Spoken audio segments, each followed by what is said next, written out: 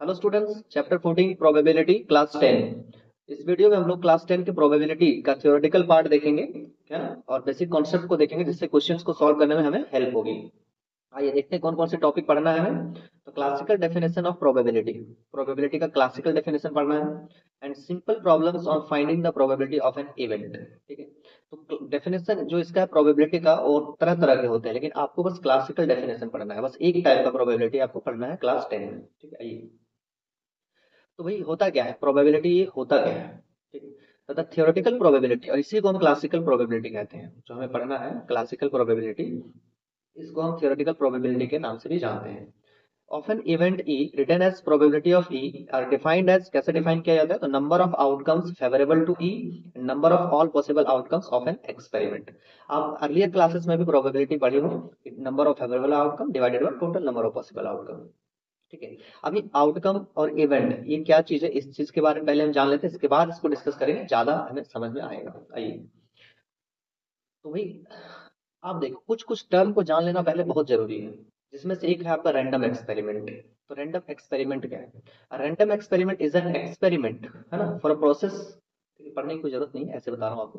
क्या है भाई कि अगर आप कोई एक्सपेरिमेंट करते हो, सपोज दैट कि आप एक सिक्का उछालते हो, अगर आप एक लूडो की गोटी को आप फेंकते हो, या आप किसी और कोई भी ऐसा एक्सपेरिमेंट करते हो, ठीक है ना, उसको आप कहते हैं रैंडम एक्सपेरिमेंट। ठीक है, जैसे टॉसिंग अ कॉइन हो गया, थ्रोइंग अ डाइस हो गया, सेलेक्टिंग अ कार्ड, है ना। कार्ड मान लो कि आपको बहुत सारे कार्ड्स दे दिया गया, उसमें से एक कार्ड आपको सेलेक्ट करना है। बहुत सारे एक बॉक्स में मान लीजिए बहुत सारे पेपर में लिख करके 1 से लेकर 15 तक या 1 से लेकर के 20 तक लिख करके एक बॉक्स में डाल दिया गया, वो भी आपका क्या है? वो भी एक एक्सपेरिमेंट है। इसे हम कहते हैं रैंडम एक्सपेरिमेंट। ठीक है, अब उसमें से कोई ऑब्जेक्ट अगर आप सेलेक्ट कर रहे हो तो क्या है? Selecting an object from a random experiment. ठीक है, तो इस चीज को क्लियर है आपका? ठीक है, आइए। नेक्स्ट है हमारा आउटकम्स। अगर आप एक्सपेरिमेंट करते हो तो उसमें से आपको आउटकम्स मिलेंगे। जैसे अगर आपने एक सिक्का उछाला, तो आपके पास क्या पॉसिबिलिटी आने का? अब देखो, सिक्का उछालोगे तो सिक्का सीधा खड़ा होगा, ये बहुत कम इसकी पॉसिबिलिटी होती है। ये तभी वो बंद हो सकता है जब आप कहीं मिट्टी में, या फिर आप धूल के साथ या सैंड के साथ अगर उछालते हो, तब जाके सिक्का सीधा गिर करके रुक सकता है। नहीं तो सिक्का आपको हमेशा दो चीज देगा, दो में से एक चीज देगा, या तो हेड देगा या तो टेल देगा। ठीक है, तो getting a head on tossing a coin, ये भी आपका आउटकम है। मतलब आउटकम क्या होगा? When a coin is tossed, then आपके पास दो आउटकम्स होंगे, या तो हेड आएगा या तो टेल आएगा। तो जो टोटल आने की संभावना होती है ना, उसे हम आउटकम्स कहते हैं।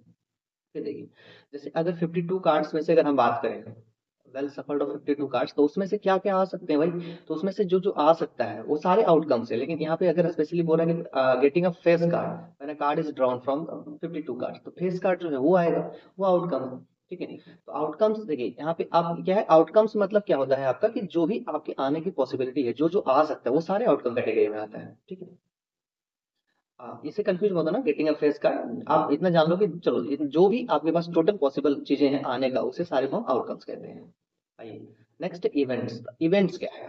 देखिए, इवेंट्स हमारा होता है कि आप उस आउटकम में से जो सेलेक्ट हो रहा है, सपोज कि दैट यहाँ पे हमने ले लिया, जब एक सिक्का उछाला जाता हो, व्हेन, ठीक है, मैंने ले लिया when coin is tossed, when coin is tossed, अच्छे से समझना। When a coin is tossed, ठीक है, जब एक सिक्का को उछाला जाता है, तो यहाँ पे जो आउटकम्स होंगे, ठीक है, आउटकम्स, तो आउटकम्स क्या हो जाएगा भाई?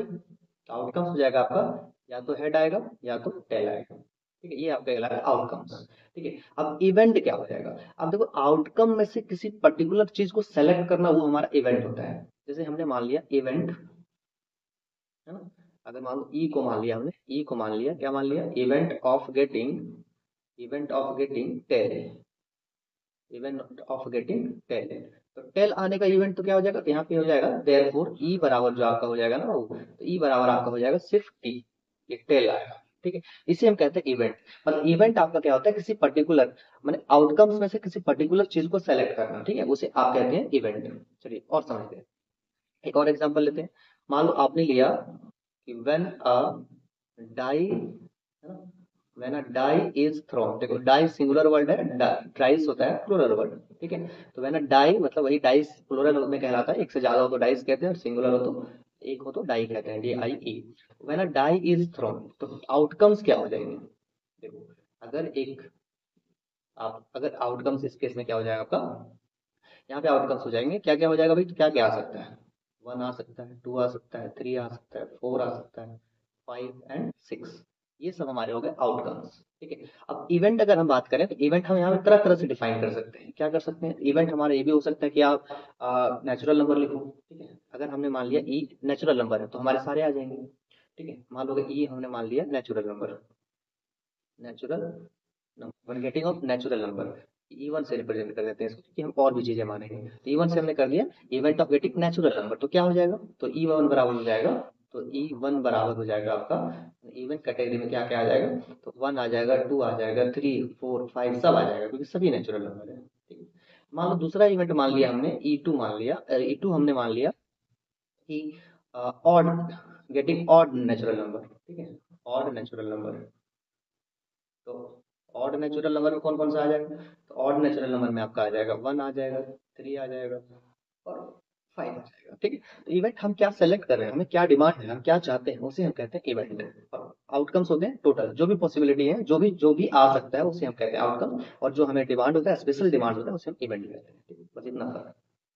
आइए, अब इवेंट के बारे में कुछ कुछ चीजें हैं, उसको जान लेना बहुत जरूरी है कि हुज प्रोबेबिलिटी क्या है, not whose probability is 1 are called sure event. ऐसा इवेंट, ठीक है, श्योर इवेंट क्या होता है, तो श्योर इवेंट होता है जिसका प्रोबेबिलिटी 1 हो। ठीक है, प्रोबेबिलिटी 1 हो, प्रोबेबिलिटी 1 होने का मतलब एकदम श्योर है। जैसे कि अगर हमने लिखा कि मान लीजिए एक बॉक्स में हमारे पास 1 से लेकर के 10 तक पर्ची लिखा हुआ है। ठीक है, तो उसमें से अगर हम कहते हैं, क्या कहते हैं, इसको ऐसे आप समझो, इसमें 10 पर्ची वाला केस को हटा देते हैं। जैसे कि मतलब आपको एकदम श्योर है, जैसे एक सिक्का मान लीजिए, एक ऐसा सिक्का, जैसे उसकी बात करता हूँ मैं, एक मूवी था ना हमारा शोले, शोले में जो मूवी था उसमें अमिताभ बच्चन और धर्मेंद्र जो सिक्का उछाला करते थे, उसमें एक ही चीज आता था हमेशा। ठीक है, दोनों साइड एक ही प्रिंट का। तो अगर मैं मान लेता हूँ एक सिक्के में अगर एक साइड हेड है और दूसरे साइड भी हेड है, और अगर उसको उछालेंगे तो हर केस में क्या आएगा, हेड ही आएगा। तो ये श्योर इवेंट है, उसमें वही चीज आएगा। ठीक है, तो वैसा मतलब सर्टेन है, वही चीज आएगा, सेम चीज आएगा। ठीक है, तो इस तरह का जो इवेंट होता है उसका प्रोबेबिलिटी हमेशा 1 होता है, उसे हम कहते हैं, क्या कहते हैं भाई, तो इसको श्योर इवेंट कहते हैं। ठीक है, अब देखिए दूसरा है हमारा the event whose probability is 0 are called impossible event. Impossible event क्या होगा, जहाँ पॉसिबिलिटी ही नहीं बनेगा। जैसे कि मान लीजिए आपके पास सिक्का उछाल रहे हैं और आपसे बोलेगा 6 कितने बार आएगा, तो पॉसिबल ही नहीं है। तो ऐसे केसेस को हम कहते हैं इम्पॉसिबल इवेंट। ठीक है, ऐसे केसेस को कहेंगे इम्पॉसिबल इवेंट, जिसमें आप काम कुछ और कर रहे हो और आप रिजल्ट कुछ और मांग रहे हो। मान लीजिए आप लूडो का गोटी फेंकते हो और आप बोलते हो कि इसमें 1 का कितने बार आएगा, तो पॉसिबल ही नहीं। तो वैसे इवेंट को हम कहते हैं इम्पॉसिबल इवेंट। ठीक है, आइए तीसरा, an event with only one possible outcome is called elementary event. ठीक है, एलिमेंट्री इवेंट कहने का मतलब जिसमें एक ही पॉसिबल आउटकम हो। ठीक है, एक ही पॉसिबल आउटकम हो, जैसे कैसे देखो। ठीक है, N event with only one possible outcome मतलब ऐसा इवेंट जो आएगा, जैसे हमने मान लिया when a coin is tossed, when a coin is tossed, अगर एक सिक्का को उछाला जाता है। ठीक है, तो टोटल आउटकम्स कितने होंगे, टोटल आउटकम्स, टोटल आउटकम्स कहने वाले टोटल नंबर ऑफ आउटकम्स, है ना, ये कितने हो जाएंगे, तो आपके पास हो जाएंगे हेड और टेल। ये देखो ये टोटल आउटकम्स है, इवेंट का आउटकम नहीं है, कंफ्यूज मत होना। यहाँ लिखा N event with only one possible outcome, मतलब एक इवेंट का आउटकम बोला गया है, सिक्का जो एक्सपेरिमेंट का आउटकम की बात नहीं हो रही, इवेंट की आउटकम हो रही है। अब यहाँ पे मान लेता हूँ एक इवेंट है, लेट ई को मैंने मान लिया event of getting head, event of getting, event of getting a head. अगर एक हेड आने की इवेंट है तो इवेंट बराबर क्या हो जाएगा, तो ई में हमारे क्या आ जाएगा, ई में हमारे पास एक ही पॉसिबल आएगा, वो भी एच आएगा, और कुछ आ सकता नहीं आ सकता। तो ऐसा इवेंट जिसमें एक ही पॉसिबिलिटी हो, एक ही आपका आउटकम आएगा, जैसे ई में देखो एक ही एच आया और कुछ नहीं आ सकता, तो ऐसे इवेंट को हम कहते हैं एलिमेंट्री इवेंट। ठीक है, आइए, और अगर बात करोगे तो आप और एक एग्जाम्पल ले लेते हैं हम। ठीक है, एक और एग्जाम्पल ले लेते हैं, सपोज, ठीक है, कि हमने ले लिया when a dice is thrown. ठीक है, when a die is thrown, तो डाई थ्रो करेंगे तो टोटल पॉसिबल आउटकम क्या होंगे, टोटल पॉसिबल आउटकम इसमें क्या हो जाएगा भाई, तो टोटल हो जाएगा आपके पास 1 से 6 तक, 1 2 3 4 5 6, टोटल पॉसिबल आउटकम हो गया 1 2 3 4 5 6। ठीक है, अब इसके में अगर हम बोल देंगे ऐसा नेचुरल नंबर, एक natural number which is greater than 5। ठीक है, तो ई हमने मान लिया, क्या मान लिया, नेचुरल नंबर, नेचुरल नंबर है ना, ग्रेटर देन 5, तो क्या हो जाएगा, तो ई बराबर आपके पास क्या आ जाएगा, ई में क्या आ जाएगा बताओ जरा, ई में सिर्फ आपके पास एक ही नंबर आएगा, वो 6, एक ही इवेंट आएगा। ऐसा इवेंट जिसमें आपका एक ही आउटकम आ पाता हो उसे हम कहते हैं एलिमेंट्री इवेंट। नेक्स्ट है हमारा कॉम्प्लीमेंट्री इवेंट। कॉम्प्लीमेंट्री इवेंट क्या होता है? तो कॉम्प्लीमेंट्री इवेंट में क्या होगा, आप देखो एक ऐसा मतलब आप यहाँ पे ऐसा एग्जांपल ले लो कि जैसे एक हमने कोई इवेंट डिफाइन किया है और दूसरा इवेंट जो होगा ना उसका कॉम्प्लीमेंट्री तब कहलाएगा जब दोनों का प्रोबेबिलिटी अगर आप जोड़ देते हो तो 1 होता है। ठीक है, मतलब दोनों का प्रोबेबिलिटी 1 हो जाएगा। जैसे अगर ई मैंने बोला तो नॉट ई, जैसे दो इवेंट मान लेते हैं, मान लो ई, ठीक है, ई एक मान लिया और एक ये हमारा इवेंट हो गया और दूसरा हो गया नॉट ई। ठीक है, नॉट ई, और नॉट ई को हम रिप्रेजेंट करते हैं ई के ऊपर बार लगा करके। ठीक है, ये हमारा होता है इवेंट और ये होता है नॉट ई। और ये दोनों का जो ये दोनों जो होता है ये दोनों एक दूसरे के कॉम्प्लीमेंट कहलाता है। कहने का मतलब एग्जाम्पल समझिए, ये हो है क्या चीज। जैसे हमने बोल दिया एक एक सिक्का उछाल दिया, इसी को समझिए। अगर मैंने एक सिक्का उछाल दिया तो हमारे पास इवेंट है, मान लीजिए कि हेड आने का। ठीक है, तो हेड आने का इवेंट क्या हो गया आपका, एक हो जाएगा। तो हेड ना आने का इवेंट को हम कहते हैं कॉम्प्लीमेंट्री इवेंट। तो उसमें भी क्या होगा, उसमें क्या होगा, हेड ना आने की कॉम्प्लीमेंट्री, मतलब उसका बस वो जो पहला इवेंट है उसको ना में कन्वर्ट कर देना, उसे हम कहते हैं कॉम्प्लीमेंट्री इवेंट। जैसे अगर हमने एक लूडो का गोटी जैसे लूडो फेंका, ठीक है, तो उसमें से अगर हमारे पास आ रहा है, अगर हम ले लिए नेचुरल नंबर या नेचुरल नंबर को छोड़ करके अगर आप ऑड नंबर ले लेते हो कि event of getting odd number, तो कॉम्प्लीमेंट्री में क्या हो जाएगा, event of getting not odd number. ठीक है, तो जो ना की बात करेगा ना, जैसे उसका जस्ट अपोजिट हो जाएगा कि ना आने का, उसे हम कहते हैं कॉम्प्लीमेंट्री इवेंट। और ऐसे इवेंट का अगर हम प्रोबेबिलिटी फाइंड करते हैं, मान लो प्रोबेबिलिटी पहला इवेंट का फाइंड करते हैं और प्रोबेबिलिटी ऑफ नॉट ई का फाइंड कर देते हैं। ठीक है, प्रोबेबिलिटी ऑफ नॉट ई, जो भी इवेंट वो नहीं आएगा, तो ऐसे प्रोबेबिलिटी का सम क्या हो जाता है, हमेशा 1 होता है। ये चीज को याद रखो, बहुत इंपॉर्टेंट क्वेश्चन है, पूछा जाता है ऑब्जेक्टिव में। Probability of E plus probability of not E is equal to 1। इसी को आप ऐसे लिख सकते हो, probability of getting event E plus probability of not E को हम रिप्रेजेंट करते हैं ई के ओवर 1 से। ठीक है, और ये हमारा हो जाएगा 1। ठीक है, इस चीज को आप क्या करोगे, इसको आप याद कर लोगे। ठीक है, तो ये हमारा होता है कॉम्प्लीमेंट्री इवेंट। कुछ और है हमारे पास, पांचवा देखते हैं, in a given experiment if two और more events are equally likely. बहुत इंपॉर्टेंट, इक्वली लाइकली क्या होता है। ठीक है, इक्वली लाइकली क्या होता है। ठीक है, अब देखो इक्वली लाइकली उसे कहते हैं, ज्यादा डेफिनेशन भी आप नहीं पढ़ोगे तो कोई दिक्कत नहीं है, ध्यान से समझिए। इक्वली लाइकली क्या होता है कि जो इक्वल आने की संभावना होता है, इक्वली परफॉर्मेंस होता है, उसे हम कहते हैं इक्वली लाइकली। जैसे अगर एक सिक्का उछालते हो आप, तो आपके पास दो पॉसिबिलिटी है, या तो हेड आएगा या तो टेल आएगा, दोनों का संभावना बराबर, एक बार हेड आएगा एक बार टेल आएगा। ठीक है, अगर आप क्या करते हो, अगर एक डाई फेंकते हो तो उसमें भी कितने 1 से 6 तक नंबर आता है, सबका यूनिक स्टैंडर्ड, सबको एक ही बार आ सकता है, एक एक बार आएगा, दो एक बार आएगा, तीन एक बार आएगा, चार एक बार आएगा, पांच एक बार आएगा, छह एक बार आएगा, कोई भी दो बार नहीं आएगा। ठीक है, तो ये बराबर बराबर हिस्से में आ सकता है, सबका आने का संभावना एक एक है, तो यह कहलाता है इक्वली लाइकली। तो इक्वली लाइकली कौन नहीं रहेगा उसको आप देखिए, तो इक्वली लाइकली कौन नहीं रहेगा, मान के चलिए अगर आपके पास एक थैला है, उसमें से आपके पास 3 वो व्हाइट बॉल है और 5 अगर आपके पास रेड, ठीक है, तो अब यहाँ देखो रेड बॉल आने का चांसेस कितना है, अगर आप अचानक से हाथ हाथ डालोगे निकालने की कोशिश करोगे तो क्या, मैंने बोला था 3 क्या बॉल बोला मैं भूल गया, फिर से बोल देता हूँ, मैं यहाँ लिख लेता हूँ, 3 अगर हमारे पास रेड बॉल है और 5 ब्लैक बॉल है। ठीक है, तो देखो, तो हमारे पास रेड बॉल आने का चांस कितना है, 3 बार है, और ब्लैक बॉल आने का चांस कितना है, 5 बार है। तो मैक्सिमम कौन सा आने का है, ब्लैक है, मोस्ट प्रोबेबली ब्लैक आएगा। ठीक है, तो इसको इक्वली लाइकली नहीं कहते हैं, क्यों, यहाँ पे इक्वली लाइकली हमारा नहीं होगा क्योंकि दोनों को आने के चांसेस अलग अलग है। ठीक है, ये हमारा इक्वली लाइकली नहीं कहलाता है। इक्वली लाइकली वो कहलाता है जहाँ पे आने के चांसेस बराबर है। ठीक है, probability of an event always lie between 0 and 1। किसी भी चीज का अगर आप प्रोबेबिलिटी फाइंड करते हो, एक एक्सपेरिमेंट का अगर प्रोबेबिलिटी फाइंड करते हो तो उसका प्रोबेबिलिटी हमेशा 0 और 1 के बीच में लाई करेगा। मतलब प्रोबेबिलिटी जो आपका होगा वो आपका 1 या 1 से छोटा या 0 से बड़ा होगा।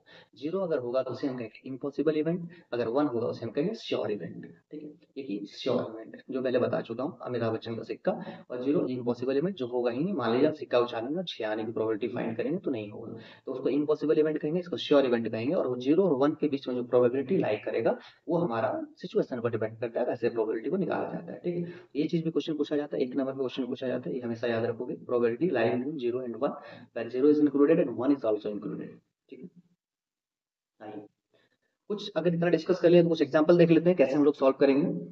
ठीक है। हाँ, प्रोबेबिलिटी का देख लेते हैं बस कि प्रोबेबिलिटी का डेफिनेशन क्या कहता है। तो आप क्या करोगे, जो भी आपका इवेंट था, है ना, प्रोबेबिलिटी आप किसी इवेंट का फाइंड करते हो। इवेंट क्या था, जो हमने पर्टिकुलर चीज हमें चाहिए उसे हम इवेंट कहते हैं। तो उस इवेंट को आप ऊपर लिखोगे, number of outcomes favourable to E, मतलब उस ई के रेस्पेक्ट में कौन कौन से आउटकम्स आ रहे हैं उसको आप ऊपर रखोगे। नंबर, उसका नंबर कितने आए, 3 आए, 4 आए, 5 आए, ऐसा। और total number of possible outcomes, मतलब जितने एक्सपेरिमेंट में पॉसिबल टोटल आउटकम्स है उसको आप नीचे रखोगे, डिवाइड लगा दो, वो प्रोबेबिलिटी आ जाएगी। तो क्वेश्चन है हमारा, find the probability of getting a head when a coin is tossed once. Also find the probability of getting a tail. तो हमारे पास कहा जा रहा है कि आप प्रोबेबिलिटी फाइंड करिए हेड आने का। ठीक है, when a coin is tossed once, अगर एक सिक्का एक बार उछाला जाता है। Also find the probability of getting a tail, फिर टेल आने का भी प्रोबेबिलिटी फाइंड करना है। ठीक है, तो हम यहाँ पे कैसे सॉल्व करेंगे ऐसे प्रोबेबिलिटी को, ये एनसीईआरटी का एग्जांपल नंबर 1 है, आप ऐसे भी देख सकते हो। तो when a coin is tossed, when a coin is tossed, तो क्या हो जाएगा, टोटल पॉसिबल आउटकम क्या होगा हमारे पास, टोटल पॉसिबल आउटकम, है ना, total possible outcomes is equal to क्या आ जाएगा, सेट का साइन होता है, इसके अंदर आप कर्ली ब्रैकेट के अंदर लिखोगे क्या है वो, तो टोटल पॉसिबल आउटकम्स कितने, हेड या टेल है। ठीक है, तो इसे नंबर ऑफ पॉसिबल आउटकम्स कितने हो गए, नंबर कहने बोले थे कितने काउंटिंग है ना, नंबर ऑफ पॉसिबल आउटकम्स कितने हो गए भाई, तो एक हेड है एक टू है, कितने हो गए, तो अब क्या है हमारे पास, लेट, अब हमारे पास हेड आएगा तो इसको हम E1 मान लेते हैं, क्योंकि हमारे पास टेल का भी पूछा है, उसको हम E2 मानेंगे, इसलिए हम E1 मान लेते हैं। आप डायरेक्ट E भी मान सकते हो, कोई दिक्कत नहीं। लेट ई को हमने मान लिया, of getting event of getting क्या है भाई, गेटिंग अ हेड।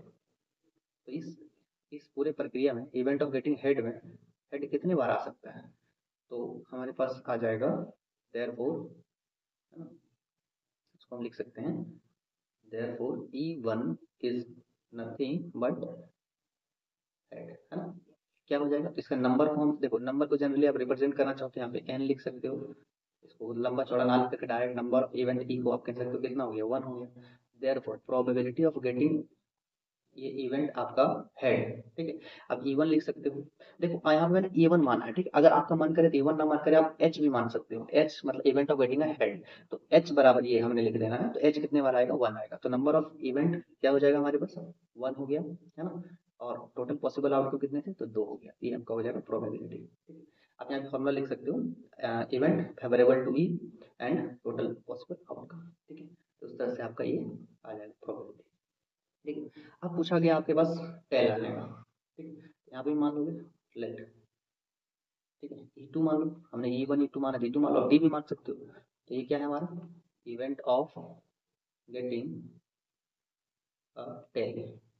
देखो दोनों केस में हमारे पास ये टोटल पॉसिबल आउटकम सेम रहेगा। ठीक है, तो यहाँ पे NE2 क्या हो जाएगा, टेल कितने आ सकते हैं, तो भाई ये भी एक ही बार आ सकता है, दिखाने की जरूरत नहीं, डायरेक्ट आप लिख सकते हो। तो प्रोबेबिलिटी ऑफ E2 क्या हो जाएगा, इसका भी 1/2 हो जाएगा। ठीक है, ये आपका हो गया 1/2। इस तरह से आप प्रोबेबिलिटी फाइंड करोगे। ठीक है, आइए एक और क्वेश्चन देखते हैं, कुछ क्वेश्चन और लिए हैं, देख लेते हैं। अ bag contains a red ball, a blue ball and a yellow ball. एक एक बॉल कंटेन किया गया, ब्लू बॉल और yellow ball. All the balls being the same size, same size का है। ठीक है, सेम साइज इसलिए बोला जा रहा है, इसको क्या मतलब है सेम साइज कहने का मतलब, सेम साइज इसलिए कहा गया क्योंकि अगर आपको सेम साइज नहीं रहेगा, डिफरेंट साइज रहेगा, तो आप पकड़ के बता दोगे कि अच्छा ये वाला ग्रीन वाला बड़ा था, रेड वाला छोटा था, है ना। तो इस तरह की आपको कोई लड़ाई झगड़ा ना हो, इसलिए उन्होंने सेम साइज का बॉल रखा और आपको एक थैले में डाल दिया गया। Now, Kritika takes out a ball from the bag without looking into it. बिना देखे एक बॉल को निकालती है Kritika. Then what is the probability that she takes out the yellow ball, red ball and blue ball? Solution बहुत आसान है। Total possible outcome कितने हैं भाई? टोटल पॉसिबल आउटकम, ठीक है, टोटल पॉसिबल आउटकम्स, चलो सबको लिखने की जरूरत नहीं है, टोटल नंबर ऑफ डायग्राम अगर total number of possible outcomes कितने हो जाएंगे, 3 बॉल है, 3 हो गए। अब देखो एक एक करके इसका रेड आने का क्या है, तो यहाँ पे आप ऐसे लिख सकते हो प्रोबेबिलिटी ऑफ रेड बॉल, तो रेड बॉल आने का भी संभावना कितना, 1 है। ठीक है, टोटल कितना था, ये 3 था, 1/3 हो जाएगा। दूसरा प्रोबेबिलिटी ऑफ ब्लू बॉल, है ना, ब्लू बॉल, तो ब्लू बॉल भी कितने आएंगे, देखो मैं यहाँ डायरेक्ट प्रोबेबिलिटी निकाल रहा हूँ, इवेंट नहीं लिख रहा हूँ। अगर इवेंट लिखते तब 1 लिखते, फिर प्रोबेबिलिटी फाइंड करते तब 1/3 लिखते, लेकिन हम यहाँ डायरेक्ट निकाल दे रहे हैं, तो प्रोबेबिलिटी ऑफ ब्लू बॉल, तो प्रोबेबिलिटी ऑफ ब्लू बॉल आपके पास कितना हो जाएगा, तो ये भी हमारा 1/3 हो जाएगा। और तीसरा है हमारे पास प्रोबेबिलिटी ऑफ येलो बॉल, तो येलो बॉल भी हमारा कितना है, येलो बॉल भी हमारे पास 1 ही है, तो 1/3, इन तीनों का प्रोबेबिलिटी। ठीक है, देखिए ध्यान से देखिए, वीडियो पॉज करके देखिए, बढ़िया समझिए, अच्छे से समझिए। एक और है हमारे पास, one card is drawn from well shuffled deck of 52 cards, calculate the probability that the card will be an ace not be an ace. ठीक है, एक इक्का आएगा और एक इक्का नहीं आएगा, उस बात का प्रोबेबिलिटी आपको फाइंड करना है। ये कॉम्प्लीमेंट्री इवेंट है, एक बार इक्का आएगा तो एक बार इक्का नहीं आएगा। अगर एक प्रोबेबिलिटी फाइंड कर लेते हो, दूसरा को आप माइनस कर दोगे 1 से, तो आपका आ जाएगा। ठीक है, तो क्या करना है हमें, सबसे पहले कार्ड के बारे में जानना पड़ेगा। तो कार्ड के बारे में हम जानते हैं 52 कार्ड्स होते हैं। ठीक है, देखिए मैं आपको बता रहा हूँ, एक हार्ट होता है, डायमंड होता है, हार्ट होता है, ये डायमंड होता है, और ये दोनों रेड कलर में होता है। ठीक है, इसके बाद आपके पास होता है, क्या है हमारे पास, ठीक है, ये हमारा हो गया स्पेड्स, और ये आपका हो जाएगा, इस तरह का होता है, ये हो जाएगा क्लब्स। ठीक है, स्पेड्स और ये क्लब्स, ये ब्लैक होता है, ये ब्लैक होता है। ठीक है, ये दोनों ब्लैक ब्लैक होता है। और प्रत्येक कार्ड में जो स्टार्टिंग होता है बच्चे, वो होता है आपके पास, सबसे पहला पत्ती जो होता है आपका, वो इक्का का होता है, इसे एस कहते हैं। इसमें भी इक्का होगा, इसमें भी इक्का होगा, और इसमें भी इक्का होगा। ठीक है, इसके बाद एक के बाद जो होता है ना हमारे पास, फिर वन वन नहीं होता, फिर 2 होता है, 3 होता है, 4 होता है, 5 होता है, 6 होता है ना, 7 होता है, 8 होता है, 9 होता है, और 10 होता है। ठीक है, ये सब कितना, ये सब यहाँ 2 से लेकर के 10 तक होता है, सब में होता है, इसमें भी होगा, इसमें भी होगा, इसमें भी होगा, और इसमें भी।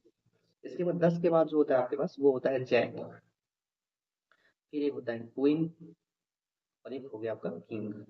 जोकर को इसमें इंक्लूड नहीं किया जाता है, जोकर को साइड रखा जाता है। ठीक है, जोकर इसमें इंक्लूड नहीं है। तो देखिए एक ये हो गया, यहाँ से यहाँ तक लेके आपका 9 हो गया, 9 और 1 10 हो गया, 11 12 13, टोटल 13 टाइप्स का कार्ड होता है। ये सब में होता है, इसमें भी होता है, इसमें भी होता है, इसमें भी होगा, इसमें भी होगा, इसमें भी होगा, इसमें भी होगा। मतलब 13 कार्ड्स आपके हार्ट शेप में होता है, 13 डायमंड में होता है, 13 स्पेड्स में होता है, 13 क्लब्स में होता है। ठीक है, और इस तरह से टोटल चारों में मिला करके आपके पास 52 कार्ड्स हो जाता है। ठीक है, अब यहाँ से आपको तरह तरह क्वेश्चन पूछा जाएगा। ये हार्ट के आपका एक का कितना होता है, टोटल 4 होता है, प्रत्येक पत्ती 4 4 होता है। ठीक है, ए 4 होता है, 2 4 होता है, 3 4 होता है, 4 4 होता है, सब 4 4 पत्ती होते हैं। ठीक है, इस चार्ट को अच्छे से देखो, अच्छे से समझो। आपको तरह तरह से क्वेश्चन पूछा जाएगा। रेड कार्ड का पूछा जाएगा, तो रेड कार्ड कितने हुए, 13 होते हैं। नहीं, रेड कार्ड कितने होते हैं, दो दो शेप में है ना, दो फिगर में है ना, तो हमारे पास 13 26 होते हैं। ब्लैक कार्ड में 26 होते हैं। प्रत्येक कार्ड 4 4 होते हैं। क्वीन भी 4, किंग भी 4, और जैक भी 4।